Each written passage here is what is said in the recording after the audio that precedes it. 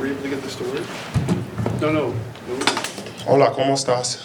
Muy bien. Oh, muy bien. Me I like too. that. Bien.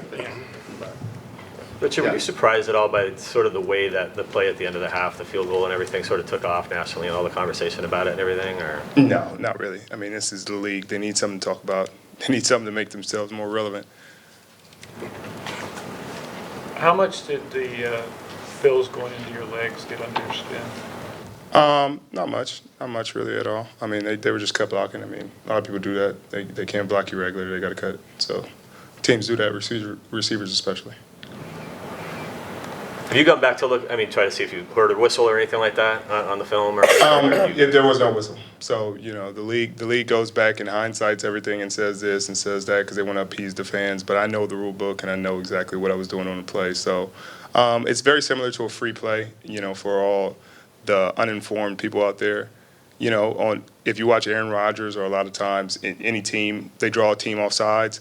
And if a guy comes scot-free at the quarterback, and he's about to get hit in the face, the refs will usually blow it dead then so the quarterback doesn't get hit. But if a guy's not coming scot-free, they'll let the play go on, and a lot of teams score touchdowns like that. And they were doing the same thing. If the kick had gone through, they would have said, good kick, decline the penalty, field goal good, they got 3 points. But they didn't blow the ball dead until he kicked it. So that is what it is. When you were running free on the edge and didn't hear a whistle, are you thinking they just missed the most blatant offsides I've ever made? No. I knew they got the offsides, but they were giving them free play. Okay, so you just completed the play so you could prevent the ball. Yeah, I was just trying to stop the ball from being kicked. I knew what a free play was. I mean, if they kick the ball, they still get 3 points, whether it's offsides or not. So you gotta stop the play and make them kick it again. So you're not buying the referee's explanation to me that he was trying to kill the play? No. I mean, I was on the field. I saw everything. If I had just stopped, there would have been 3 points on the board. So, it is what it is. Hindsight is 20/20. So in most situations, they could just call unabated or whatever in that situation, and then you hold up. If you don't, then it's a flag. Is that right?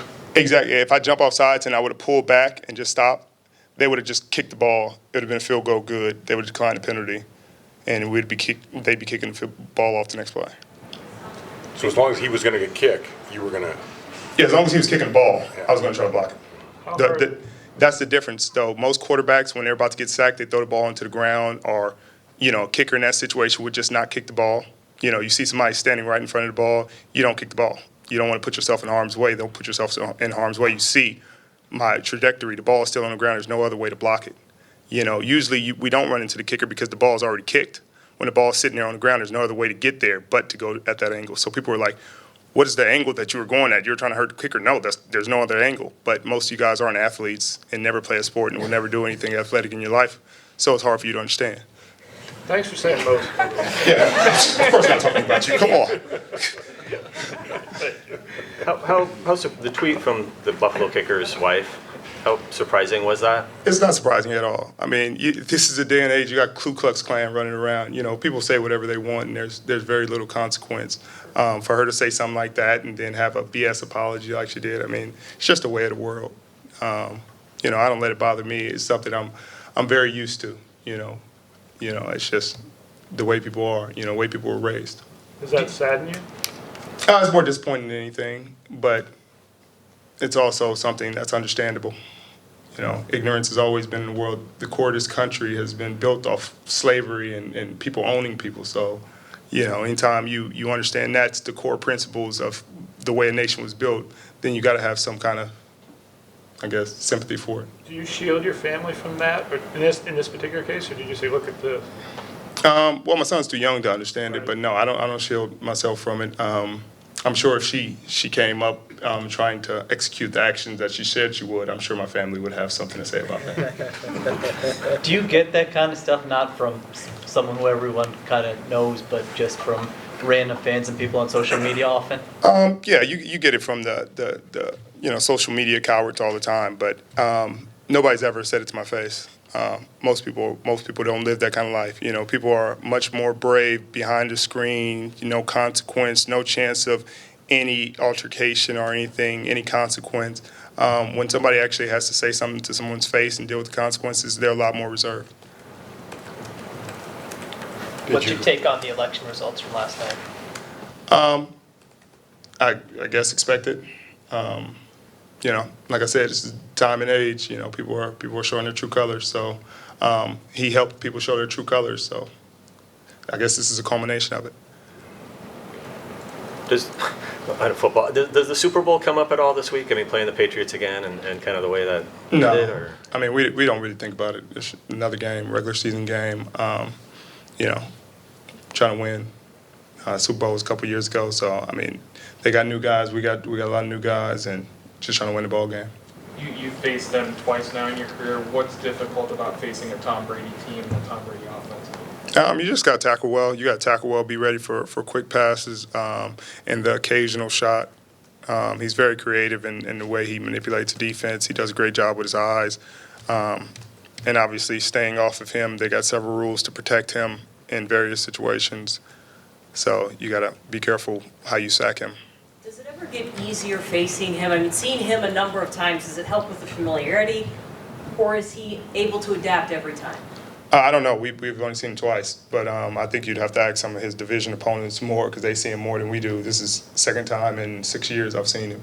But I think it's pretty much the same because it's like a new year. You know, it's been years since we've seen him, so it's not like we saw him 2 weeks ago and we get to see him again.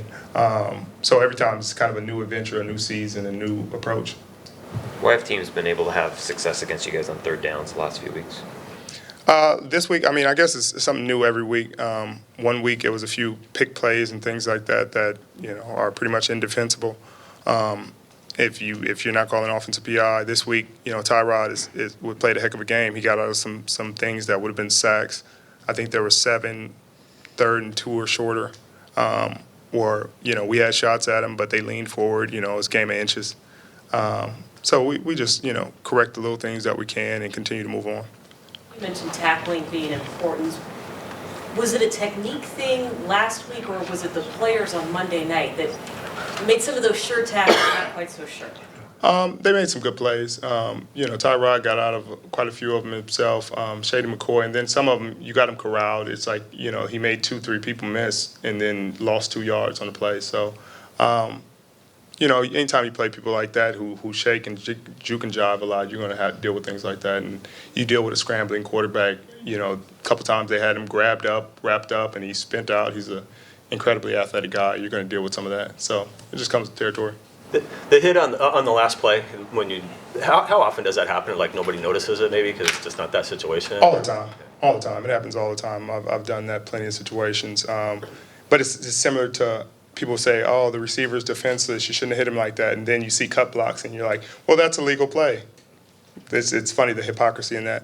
But I know the rules and I know what's legal and not legal. And as soon as the quarterback gets out the pocket, it's harder than it looks to get a shot on the receiver like that, a solid strike. But you can do it. You can do it. You can push him out of bounds. You can knock him to the ground. The only thing you can't do is hold him or grab him when the ball's in the air because that's pass interference. Do you have any issue with the schedule makers sending you out to New England on a short week and then coming off a bye? Oh, no, I don't care nothing about that. Makes no difference to us. Going back to the election thing, does politics, does that ever kind of work itself out in the locker room, especially when things are maybe as contentious as they've been this year? Is that ever an issue, or do you guys just kind of work through it? Guys don't really mind it. Guys don't really, I mean, you go out there, you vote, you do your part, try to make a difference, but that's about as far as it gets. Was there anything in particular that disappointed you about the outcome? No, I've been disappointed a long time ago. If you had to guess, what percentage of the vote voted? If I had to guess, I'd probably say 70, 80. Is that something you guys try to galvanize other guys, or? Not really, but guys are more aware than I think probably in years past, just because of how much has been talked about, how many racial altercations have happened in the media, and how much the media has been bringing up this election. So guys have made a point, and most guys are registered in the state of Washington, so it's a lot easier. Anything else? Thank you. Thank you.